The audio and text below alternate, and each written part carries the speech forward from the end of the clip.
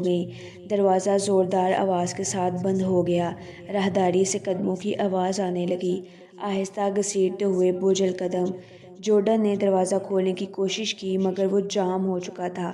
سام دیوار سے لگ کر کھڑا ہو گیا، اس کے ہاتھ میں ٹارچ کانپ رہی تھی۔ پھر وہ آئی، ایک نرس جس کا یونیفارم جھلسا ہوا تھا، چہرہ آدھا جلا ہوا، آنکھوں کی جگہ صرف سیاہ گڑھے۔ کمرے میں داخل ہوئی، اس کے ہاتھ میں صرف ایک کلپ بورڈ تھا۔ تم نے اپنا علاج چھوڑ دیا ہے؟ اس کی آواز میں گرج تھی۔ ٹارچ زمین پر گر گئی، چیخیں پوری عمارت میں گونجنے لگیں۔ اگلی صبح صرف لیا کو اسپتال کے باہر بے ہوش پایا گیا۔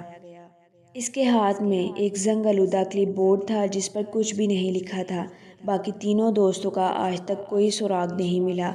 لیا اب بھی اس نرس کی بات کرتی ہے، اب بھی وہ رونے کی آوازیں سناتی ہے، اب بھی ہر رات 3:06 پر اٹھ جاتی ہے۔